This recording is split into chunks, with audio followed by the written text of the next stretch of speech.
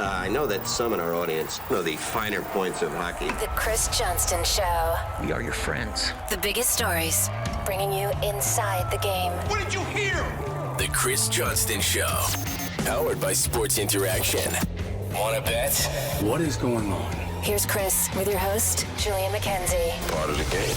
CJ, growing up, were you or your parents or family members big fans of soap operas? My mom definitely had a phase when I was younger where she would watch soap operas. I think it was General Hospital was her show. There was like a weird year with my family where we watched Coronation Street. Coronation Street was one. That's good. That's a good show. Good British comedy. Yeah, good British. Yeah, sure. There's always good humor in British shows is kind of what I'm getting at. Yes, there absolutely is. I'm not sure how much they can hold a candle to what the Vancouver Canucks managed to do. We have to mention the Vancouver Canucks again because the Vancouver Canucks find a way to be in the news constantly. It's funny. On the Monday, was planning all these different podcasts. We had done our show earlier in the day, and we didn't even get to talk about Jim Rutherford and the press conference of a lifetime. With all of the different things he said about the core and how the team might need major surgery. It has left a lot of hockey Twitter spinning. We're going to get to a whole bunch of other different stuff in the show too. We're going to talk about Ivan Provorov. We're going to mention the Montreal Canadiens as well. We'll have stick taps. We have to start with the Vancouver Canucks, and we'll mention Rick Tocchet in this as well. But CJ, from what you remember of Jim Rutherford's press conference earlier this week for the Vancouver Canucks, what stands out to you the most? Actually, before you mention what stands out to you the most, in a word, describe that press conference. Honest.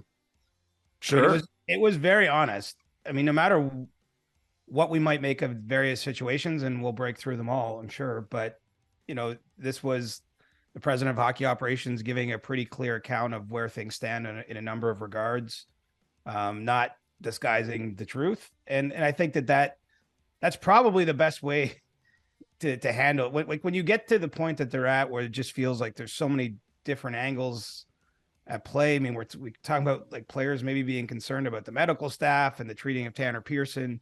Obviously, the performance on the ice has not made anyone happy. You have your captain in the middle of a career year, production-wise, and looks like you're going to trade him because you haven't been able to reach a contract extension. You have the next head coach seemingly just waiting to step in behind the bench, but the current one, Bruce Boudreau, having to still coach these games. I mean, there's so much disruption or it's not the way you would want to be running a team. I think you have to start by being honest, and then they have to make tangible moves to make things better. I mean, it will sound a little broken record-ish, but the funny thing about sports is you can turn things around. Like, I'm actually of the opinion they don't have to burn it all to the ground. And nor am I saying this major surgery will be easy, but they make a couple of good trades, in the lead up to this deadline period. You get into the summer, you make a few more. I mean, they really just need to clear out some cap space. And, as Jim Rutherford himself said, I mean, the fact he said it looks like we're tanking, I thought we were tanking. We're pretty close to the bottom. I mean, who knows? They might back their way into something this still yet this season. So, it looks very bleak right now, and I understand that. But that being said, I do think a 2 or 3 year window with some good management, and this team could be in a totally different position. And so we'll see if it starts with that press conference. But I'm with you. It was very memorable. I watched it, streamed it live, and I probably sent 7 tweets during that press conference. I mean, because there were so many, but there were so many clear newsy items. I mean, that's what usually you get a lot of words at press conferences, and you have to kind of decipher what they may mean. And you almost have like your encoder ring trying to figure out what's happening. This was very clear. It's like, Bo Horvat is like, well, I think we've made our best offer. And it was a fair offer for what he used to be, but now he's something else. Like, it was basically like, all right, we're moving on. Like, all that kind of stuff. I mean, that was pretty entertaining theater. And selfishly, for someone who sits on this side of the microphone, I welcome that kind of honesty from all executives who speak in that situation. Don't get me wrong. I do too. Like, I think it's great that an exec like Jim Rutherford is willing to just like kind of bring the blowtorch and just be like, all right, guys, this is the fire. This is what we've got to deal with. It's just, considering how the season is gone, it's just one thing on top of another. Was there one particular thing that he said that made you like go like, whoa? Well, when he acknowledged that he's spoken to other coaching candidates, like I've never seen that or heard that before. I'm sure maybe it's happened somewhere sometime, but that's highly unusual. And this whole situation, how it's unfolding with Rick Tocchet, is very weird. It's clear that he's on his way to be their next coach.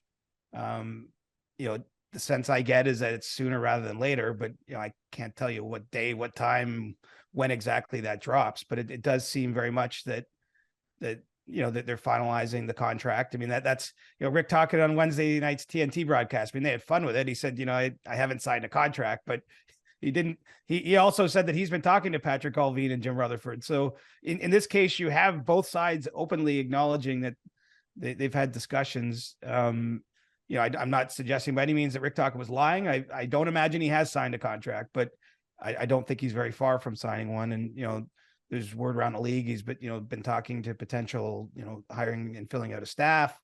And so I imagine that will be the next immediate shoe to drop. That was probably the biggest thing that stood out in my mind. I thought the comment on Horvat was very honest, given where we're at, 6 weeks from the trade deadline, pretty much, we're in a pickle here or something was the genesis, the thought there.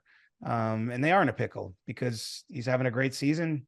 He's got every right to get the best contract of his career, and the Canucks have a cap problem. So I think that they, probably will end up moving on from him, but who knows? I mean, we could see another turn in this soap opera. I mean, maybe somewhere in the next 6 weeks, if the offers aren't what Vancouver needs to get in return for Bo Horvat, they find a way to get that done and trade somebody else. I mean, I feel like anything could happen. That was also what I was left with. I mean, Jim Rutherford was just saying, like, we're going to have to trade a core piece or two. It's not going to be popular. Like he left a lot of interpretation there. Now, I do think Elias Pettersson will not be getting traded. I think it's fair to say he's an untouchable.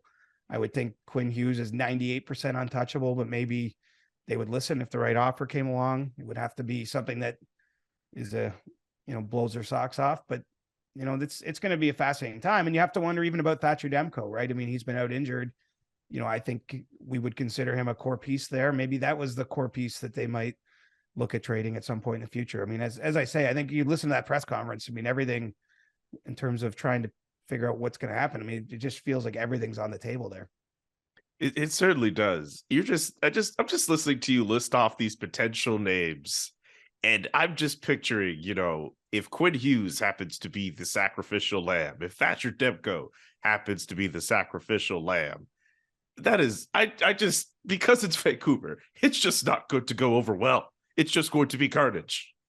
Well, and that's why I think why Rutherford is saying, look, some of this might not be popular. Like that, he came in, clearly his idea was, you're building a team around Pettersson and Hughes and Demko and a few others. I guess JT Miller joins that group after they extended him, although I think initially that wasn't likely to be the case. And they were going to build around those guys. That was going to be the minor surgery, right? It's like clear out some of the other pieces, augment them a little bit better. Now we're a year later, they're still in sort of cap jail, some of which is of their own making. I mean, they've signed significant deals in that year period.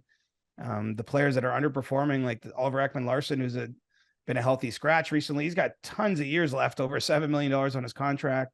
Another year after this one of Tyler Myers at $6 million. I mean, they have, even Brock Besser, the Canucks have tried to move this year, and it's just been hard to do it money-wise. I mean, there's certainly teams out there with what I would call significant interest in Brock Besser, but they can't make the math work. And so, Vancouver's in a really tough spot. And so the major surgery now might be taking off. You might be sacrificing an organ there, like the liver is going or something, something you can maybe live through, but you've got to, get rid of a kidney or something along the way here. So that, sorry for the surgeon. I'm in the surgery references. I've been in sort of about to say, mind, I was about to ask, is your head okay? It's okay, man. Little sore, a little bit of discomfort, but not the kind of surgery we're talking about on the Canucks roster that's needed. It was more of the minor surgery, I think, all things considered. Yeah. One last thing before we bring in David Bastel for Sports Interaction. Let's say the deal gets done. Rick Tocchet is the head coach of the Vancouver Canucks. From your experience in seeing him coach and being around the league, what do you think he could bring to that roster? Well, really well-respected guy is Rick Tocchet. You know, it's hard to judge his time in Arizona, right? I mean, you look at the teams he has. I mean, look, you can draw judgments from it, but you know, it wasn't as though, you know, his previous experience was as the lead assistant with Pittsburgh, and he was sort of the Phil Kessel whisperer back on those Penguins teams when they won the back-to-back Stanley Cups. I think he's, being a former player, is a good communicator and you know, can communicate with the players. But, you know, I don't see that as a failing of Bruce Boudreau. I think, if anything, Bruce Boudreau has been kind of known for that. He lifted the spirits of a team that was down in the dumps last year, right? And you know, at least help them turn around their season and get within, you know, whispering distance of a playoff spot from a really difficult, you know, situation. But, you know, clearly what Canucks management's looking for is, you know, they've Jim Rutherford spelled this out in previous interviews, a team that works a little harder in practice, that has a little more structure. And, you know, we'll see what the whole staff ends up looking like. But I think Rick Tocchet can be the guy. I mean, he's still viewed as a coach who's had interest in other places. You know, I think he got a call from Winnipeg last summer. Wasn't maybe the right timing for him, you know, as part of the search before Rick Bowness became the head coach, which worked out just fine for Kevin Cheveldayoff and the Jets so far. But, you know, it's just the circumstances of this isn't ideal for anyone, including Rick Tocchet. But I guess, you know, when you've identified the next person that's going to lead your team or be in a key position, you just make that move, no matter what the optics are or anything. You make that move as quickly and as gracefully as you can, and you know, get to work, because there's clearly a big job for the next coach of the team. And, you know, that was the thing with Bruce Boudreau, I would say, is he was hired last year mid-season in December. And I think it was just, his contract was for the rest of that year and for this year. Like it was, I don't think anyone ever thought that was a long-term hiring, just given his age and where the team was at. And so I think what you have in Rick Tocchet is, you know, the idea that he can be there for 3 or 4 or 5 years and lead them, you know, hopefully out of the abyss they've been in. And with that, tune in on Monday for the next edition of As the Vancouver Canucks Do Whatever the Hell They're Doing. Spin in circles. Spin in circles. Something like that. All right. It's time for You Can Bet That with David Bastel. You Can Bet That with David Bastel. Brought to you by Sports Interaction. Get in the action and make a play. 19 plus. Please play responsibly. Welcome to You Can Bet That with David Bastel. DB, thank you so much for joining CJ and myself on this lovely Thursday. We have some props to get to. We have to make mention, though. Steve Stamkos, goal number 500. He finally did it, people. He finally did it. Not going to come up in these segments anymore for goal number 500, but it did finally happen. We just have to acknowledge that, DB. Absolutely. And we have to acknowledge a big Cowboys win, a dominating win on Monday night, too. We'll see how we do in San Francisco. It's going to be good. But you know what? Big first test, because there were some doubters out there. And, yeah, including one of the biggest Cowboys fans going, that's sitting right here. So I had my doubts. I've already got my doubts for San Fran, but I'm just going to keep doubting my way through the playoffs. There you go. That's the way to play it. It's a cheap way to be a fan, CJ. The Leafs and the Jets are playing against each other. Yep. And Sports Interaction has a number of goal props involving guys like Austin Matthews, and Pierre-Luc Dubois is also on that list. Take us through it, DB. Yeah, and that's exactly it. The fun part is, and a lot of people, if they're interested in any of these NHL games, not just Jets and Maple Leafs, you can scroll down to our player props area of the NHL section. There's also a Dangles Doozy section, which just structures on the Leafs only, but we have props for everything. So shots on goal, assists, goals, we have save props, we have multi-goal scores as well. So I just threw this out there because it is an all-Canadian matchup. It's a pretty good matchup of the two top teams in Canada right now. And you know what, CJ, I don't know about you, but both teams have some pretty good goaltending, but both teams have some firepower. So we could see some goals. And you know what, some pretty high profile players on both sides, and that's why I threw it out saying, you know, you have any inklings on Is it an Austin Matthews night, a Kyle Connor night, something of that nature? Because there's a lot to choose from. Well, and tuck this under your hat. I think one of the things that's left over from that Canadian division from the COVID season is that the Jets and Leafs have some beef. And so I think, these teams have played some pretty wild games, some more aggressive games maybe where there's a lot of power plays at hand. And so, given that they are the best two teams in the country, they don't play each other a lot nowadays. I don't know. I think we could see a pretty wild game with lots of scoring. So if you're looking at some goal props, might be a good night for that. Yeah. Also want to mention the Western Conference odds out for who could win the conference outright.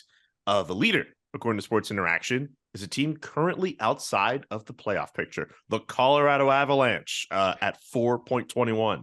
And that's why I brought this up. I found this rather unique because we're sitting here in the middle of January, and I know they're the defending Stanley Cup champions. They've had all sorts of injury issues, but they're still ranked number one according to our revamped standings. And you don't see that too often. A team that's out of the top 8, well, yeah, it's Colorado, Vegas, Dallas, Minnesota is your top 4. It's interesting to see where the money is going because, CJ, you look at that conference as a whole, and I think there's probably about 5 or 6 teams that are sitting there going, you know what? We can take this. Well, they should be. I think it's open. I mean, and what's with the disrespect for the Jets? I think they should be a little higher on those on that board there, David. But yeah, they should. I'm with you guys. I'm with you. You can't influence the lines, I guess. But the the other thing about Colorado, they've just lost Cale Makar to injury. I mean, it just might be one of those years for them. I'm not predicting anything, but it just seems like they can't ever get fully healthy. Gabe Landeskog's been out all season. I mean, I don't know. That's a tough one for me to put my head around. Yeah, I don't know, man. The Avs, I saw them on Wednesday night. They look pretty good, even without Cale Makar, spinning circles around the 5th-ranked team in these rankings here of the Calgary Flames. It's actually, to your point about the Jets, the Flames and the Oilers have better odds than the Jets. Yeah, not by much. Yeah, you guys can clearly see as friends that I'm not the one that makes these numbers because I think they would be different. But, I am a believer in the Jets. I think they're going to finish top 3 in their division. Will they get out? We'll see. I think the trade deadline has, a little bit of a marking of it. We'll see which teams are going to kind of solidify a little bit and which teams are going to back off a little bit. But it's wide open, and I thought I'd throw it out there just because there's probably a lot of hope if you're a Western Conference fan and could be your team heading to the Stanley Cup. It could be that indeed. Don't forget to check out sportsinteraction.com/SDPN for all the best odds before game, in game, and the best props. sportsinteraction.com/SDPN. DB, thank you so much. Thanks, fellas.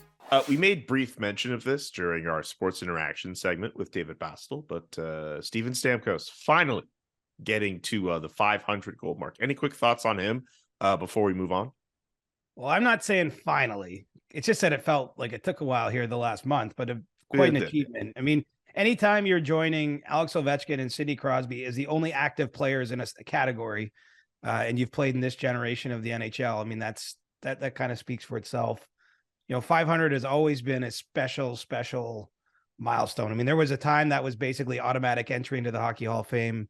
There are a few players now that are in the 500 club that didn't get into the Hall, but I think it's fair and goes without saying. First of all, I think Steven Stamkos still has a lot of hockey left and is going to add to that total.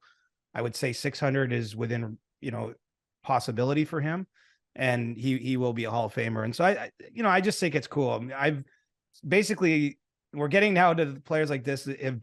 I've spanned my career professionally covering the NHL is the time they've been in the NHL. I've covered the Lightning. I actually got one of those weird Marriott things at the end of the year, and it said cities you've most stayed in all time, and Tampa is where I've stayed in Marriott's most all time. I mean, it's not really that big a surprise. I've covered the Eastern Conference a lot in the playoffs, and the Lightning every year.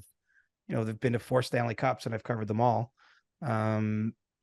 So that's a long way of saying I've spent a lot of time around that team and have tremendous respect for Steven and the player he is, but really the person he is. He's, one of the true gentlemen in the league. And so I will even admit to saying that I was excited to see that goal go in Vancouver, just because he's a first-class guy. And that's, something he and his family can be proud of. And I actually think, and I don't know if you're going to buy what I'm selling here, I think there's a case to be made that he's almost a little underrated. And that might seem weird because he was a first overall pick. He's a captain of a team. But like because of a lot of his career will be defined or discussed or remembered for things that didn't happen, like playing at the Olympics back in 2014 because of his broken leg, and he's had, he missed the whole playoffs, the first Lightning Cup run. Like I think because of those things, maybe there's almost this feeling like, I don't know, but when you look at it objectively, like it's quite something, the career he's had. And even that he's had this sort of, whatever you call this last recent stretch where he's been so good. Like for me, he might've been their best player in the playoffs last year. Like in a world where they somehow squeak out the cup over Colorado, and I realize that world didn't happen. Like I think there was a case to vote him the Conn Smythe Trophy winner. And, he hits 100 points last season.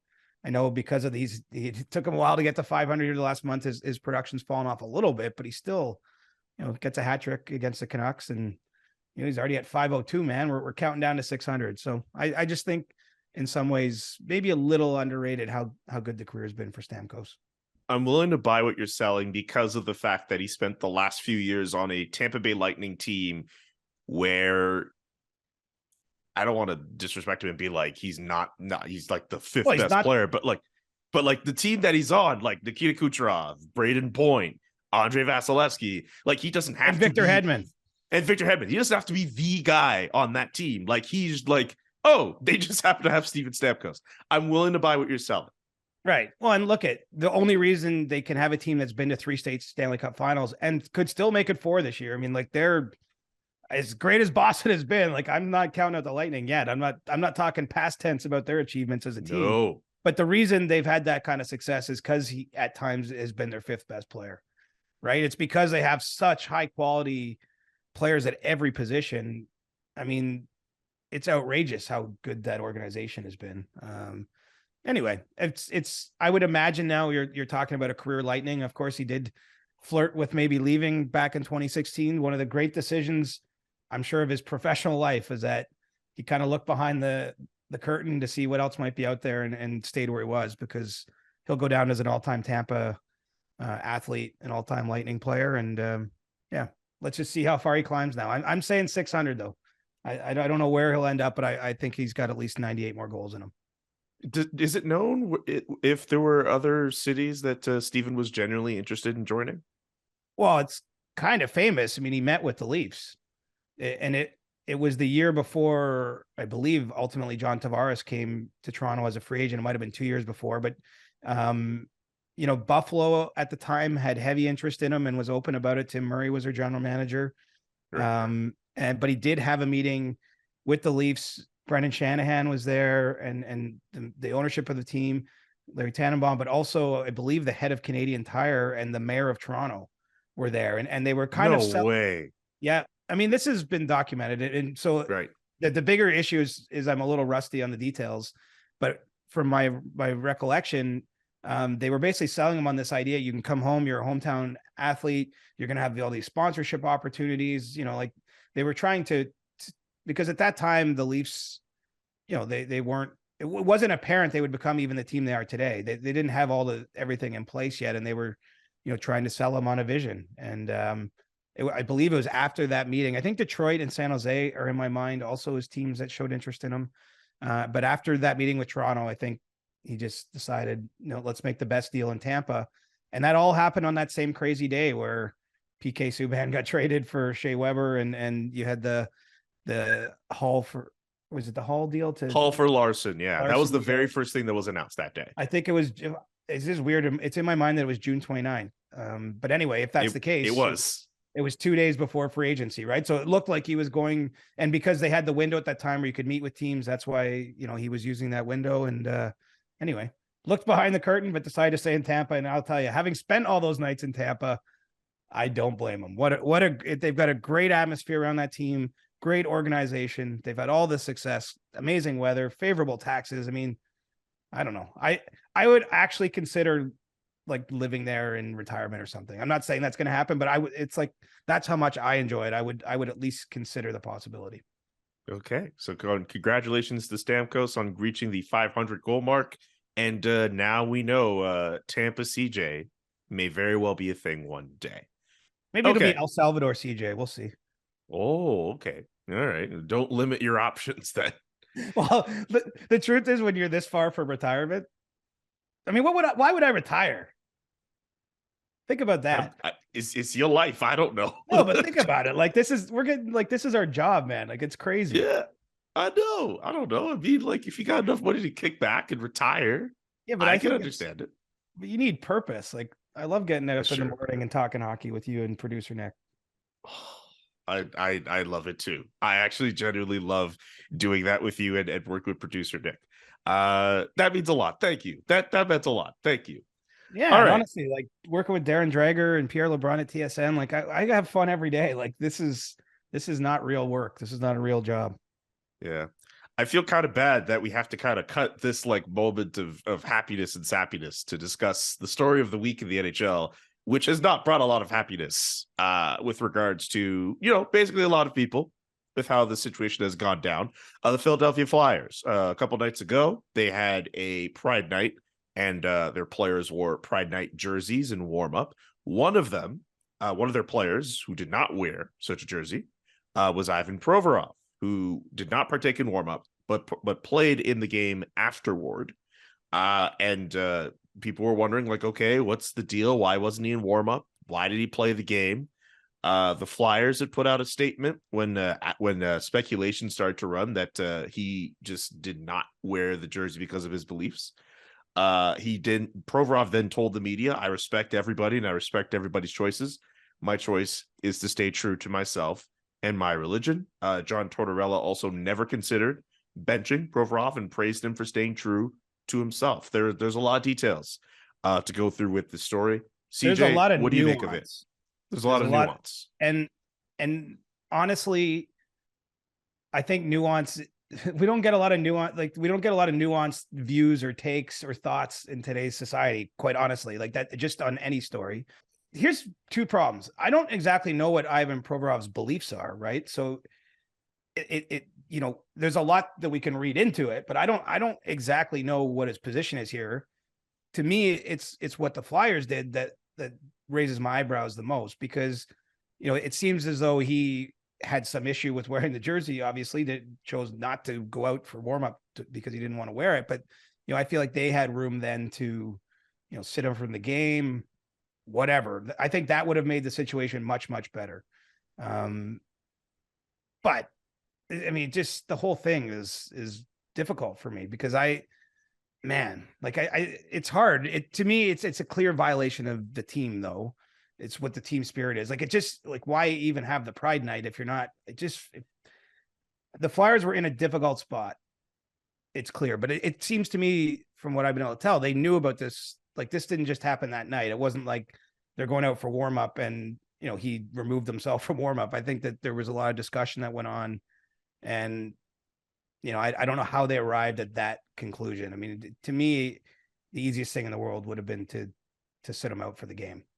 Yeah, I've been thinking about that too. Like, why, like playing him? I mean, okay, I don't know why he would go to that point. Like, it just doesn't make sense to me from a standpoint of just respecting, I guess, what the Flyers are trying to do.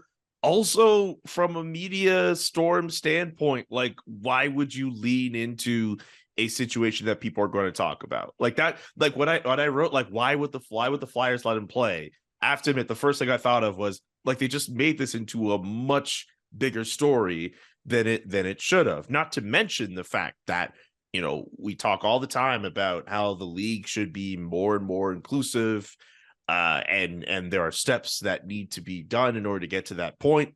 And sometimes it feels, I think, for a lot of people, just when you think like the NHL is making like a step forward, this sort of feels like something that takes them 2 steps back from where they should be, or even more steps back, depending on how you feel. I'm sure there were a ton of people from the LGBTQ community every other player did it, though. And that's another thing too. Like, what makes Ivan? This is the only guy that we know in the league that wouldn't do this, like, that would take this stance. Why does that make him so special for him to do that? Because you can't tell me that every single player in the National Hockey League is, I don't know what the right word is, but it wouldn't surprise me if Well, what there do we was have? 800 players, 900 players even nowadays. Like, obviously there's a range of views on every single issue, every political Absolutely. spectrum. You know, there's all kinds of like different lifestyle acceptances within that. Like any 900 grouping of people in any town, in any city, in any job or big company. I mean, there's going to be a range of views. It's in individuals. I mean, that's kind of what bugs me though. Is like, I feel bad for the people that naturally, obviously the community feels as though like this is a step back, but you know, I just hope it isn't. I think that we're getting to a more inclusive place. I mean, look how many great people are openly gay in our sport now. You know, like Bane Pettinger, an agent at CAA who I know personally, you know, Brock McGillis, such a great advocate in our sport, who I've interacted with online, never actually met. I mean, there's so many people. Luke Prokop, who came out while he played in the Western Hockey League, and started his professional career. I mean, there's so many strong voices in the sport. Like I feel like we've gotten to a better, more tolerant place, but I guess it's just an issue like this reminds us there's still a ways to go. Yeah, that's how I take it. I think the fact that there is progress is important to note, but you know, we don't need to pat ourselves on the back and be like, well, hey, look, it's already more tolerant. Like, no, let's continue and make those strides and make it better for the sport and also just for society. I don't know, man. Like, this is just my view, and maybe people are gonna get mad in the comments. I don't see what the big deal is about wearing a sweater with your number in rainbow colors. I don't see what the big deal is where you have to get to a point where you feel your religious beliefs are being that disrespected. That's just me. I consider myself spiritual. So I don't know, maybe just my unique viewpoint on it, but like, it's just, at the end of the day, you're wearing a sweater for like 20 minutes with your name and your number in rainbow colors on it, and then you go on with your life, and it should stand for more than that. And I understand that people take that as a sign of support for the community, but I just think, like, considering the wide range of views in the National Hockey League, what makes Ivan Provorov so special that he could say, hey, I'm not going to do this? I wonder about that. And I don't know if that's the biggest takeaway to take from that, but I'm curious. He's got a right. Like, I don't like his position, but he's got a right to say that. But I think then the Flyers have a right to do something about it that they didn't do. Like, this is where I ultimately fall on it. Like, you can't make people associate with anything if they don't want to. Like, I get it. There's like, I don't get his view, but I understand that he might have an opinion that I don't agree with. And that's, but then the Flyers had an ability to, I think, make a stronger statement than they did. And honestly, we probably weren't barely talking about it 2 days later if that's what happened, because I think it would have been very clear why they did it. And then, you know, that's sort of the discipline. I mean, I've heard some people say like there'd be legal issues and stuff. I don't buy that. I mean, if a player gets sat, okay. No, because if a player gets sat in a game, he still gets paid. Like, it's not like they're suspending him. They're punishing him. But I mean, players get punished all the time, right? Like Matthew Joseph didn't get to play in a game against his brother last night by the Ottawa Senators. You know, kind of a public benching. You know, that's a form of punishment the team is allowed to put on players. Like, ice time is how, you know, it's one of the goodies that gets handed out or taken away by a coach. I mean, that's anyways perfectly acceptable, and it's part of the sport. So I don't think there would have been legal issues myself. I don't know why they went so far. They have the Pride Night. They have James Van Riemsdyk and Scott Lawton, you know, two of their players, launching an initiative to support LGBTQ plus communities. And then they allow that to happen. I mean, yeah, it just doesn't add up. It just doesn't make sense. And I'm also curious, like, what, like, those two players in particular think about that. Like, I wonder about that. It's just, I don't know. Like, I get it. People are gonna be like, hey, you know, you have your right to think what you want to think. That doesn't mean that everyone is going to agree. And in certain cases, and you can debate all you want about how it applies here, it does not mean freedom of consequences for thinking the way that you want to think. right. But you and I can hold our set of views, and our employers can choose to to do things based on those sets of views or how we express them, right? Yeah. I could go on Twitter with, a decent follower count and start expressing all sorts of opinions on politics or this or that. And I'm allowed to hold those views, but my employer is allowed to say, do you know what? We don't really want you working here doing that. Like that's, we're opening a can of worms, but that's how it usually goes down, right? People have been disciplined in public jobs or public facing individuals by people they work for holding, for expressing their views. And so you're allowed to hold views, but there's also consequences for that. There just weren't consequences applied here. That's what I feel was missing primarily. Well, and that's the next thing I want to ask. I mean, what consequences do you apply for one? Or well, you sit them at least for that game. Like that's okay, a no-brainer. Yeah, and that I'd be fine. That probably would be enough, honestly. Yeah, and we wouldn't even be talking about it because it would just considering the talk around Ivan Provorov now, people would have just dismissed it as trade talks or something. I don't know. Yeah, or something else. They could have said something else. Yeah, it's just a bit of a disappointing story. It's not. I just feel bad for a lot of people who have taken this pretty tough. Thinking of everyone on that side, and yeah, just a bit ridiculous here. I don't know. I get we don't do the cross check thing with the stick taps, but I'd give the Flyers a cross check here for this one. It's a bit disappointing. You could have saved that for the end of the show. I absolutely could have saved it for the end of the show. That's fine. Okay, unless there's anything else we don't want to add, I would just want to briefly mention the Montreal Canadiens and the fact that Juraj Slafkovsky done for the rest of the season with a lower body injury. They say 3 months. There's 3 months left in the regular season. I don't see him playing the final few games of the year. Oh, maybe. I mean, I guess, but they announced why? 3 months. They didn't. Well, because that's a nice carrot at the end of the season. If he has to go through all that rehab and he can get healthy, I mean, I think that it would be nice to play a couple games. It's a long time till the next game if he doesn't get back in April. So that's fair. Yeah. So, but yes, he presumably is done for the rest of the regular season with the caveat that maybe it goes a little quicker and he plays a game or two or something. But yeah, that's a tough setback for him. I think the debate about Slafkovsky was, and what's good about this debate, I think, or what's interesting about it is who can say with any certainty where this is going to go. Only time will ultimately tell the decision the Canadians made. But he didn't spend time in the American Hockey League with Laval this year. He could have been sent even to junior. He could have been sent to a pro league in Europe. Instead, spent most of the season with the Canadians. I think he was a healthy scratch for a couple games. Missed a couple earlier in the year with injury, and he finished with 10 points or so. So 4 goals, 10 points in 39 games. And so, was that the right decision? And I'm actually inclined. Well, this is obviously not the kind of rookie season you hope to see from a number 1 overall pick. I'm inclined to. I buy a little bit of what the Canadians are selling here. Like they saw value in him spending every day around Marty St. Louis, their head coach, who obviously has tons of NHL experience, has a good initial track record here as a head coach and getting a lot out of younger players.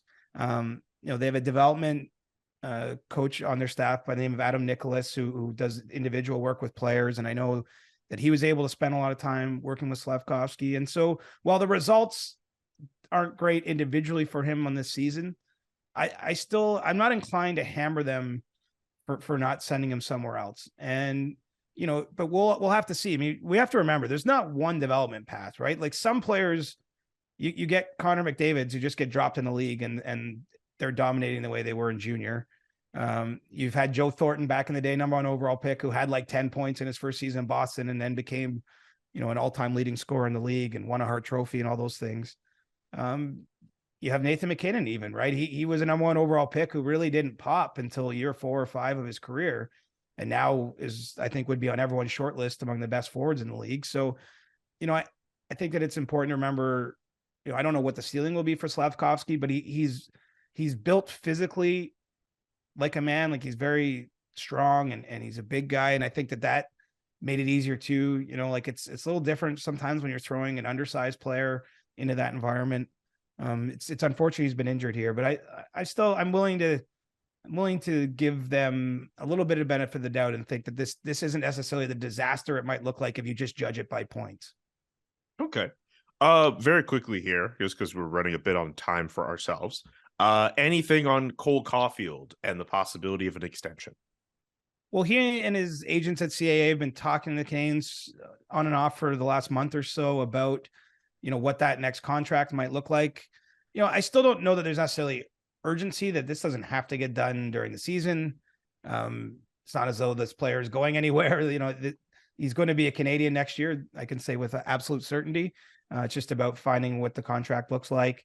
I think that they maybe got a little bit of a help with their negotiations with the deal that Matt Boldy signed earlier this week with the Minnesota Wild. That was a 7-year deal at $7 million per season, because it's actually, there's 3 players all tied together in my mind. You've got Caufield, Matt Boldy, and Trevor Zegras, who plays in Anaheim. They're all former teammates at the U.S. National Development Program, all first-round picks in the same draft. And if you look at their numbers, they're at least slightly comparable, I think, in terms of establishing a baseline. And so, I would say that the Boldy deal is at the low end of what Caufield will be signing for. If he does end up with a long-term extension in Montreal, I don't think they're getting him at $7 million, but it gives us an idea of where the floor might be for those kind of talks. And just because he scores seemingly every game, but he scored at a better rate than Boldy has in his career. And so I think he'll be able to push the number higher, but they're still working on it. Don't know, can't give you a exact play-by-play about when it's going to be finished, but I do think that, if it ends up long-term, look at something north of what we just saw from Matt Boldy. And ultimately, I think similar kind of idea for Zegras when he and the Ducks get their next deal done too. Think you know what way it's going to go? Make your bet at Sports Interaction. When the puck drops, Sports Interaction has you covered pregame, live betting on all major sports, and prop bets. Want to bet? Head to sportsinteraction.com/SDPN. 19 and over, please play responsibly. This show is brought to you by LinkedIn Jobs. As a small business owner or hiring manager, you know that success in 2023 all depends on the team members you surround yourself with.